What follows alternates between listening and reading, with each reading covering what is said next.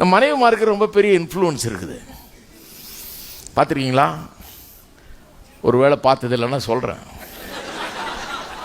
கண் இருந்து காணாதவர்கள் இருக்கிறாங்க, காது இருந்து கேட்காதவர்கள் இருக்காங்க.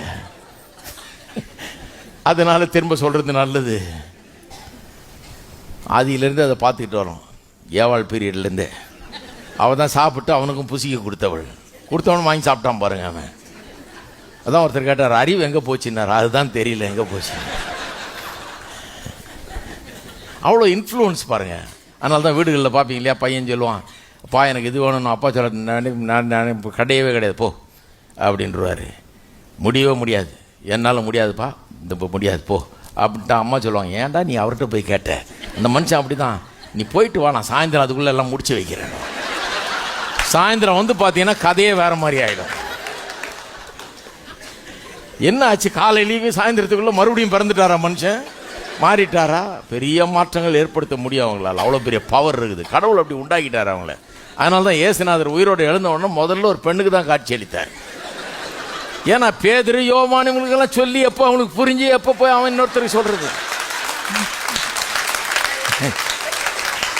நேரா ஒரு பெண்ணுக்கு முதல்ல காட்சி அளிச்சால் அவன் ஓடி போய் ஊரே சொல்லிட்டு வந்துட்டு இருக்கான். எல்லாத்தையும் பரவிட்டு இருக்கான். அவர் அங்கே இல்லைன்றதை பரப்பி விட்டு வந்துட்டு இருக்கோம். இந்த நேரத்தில்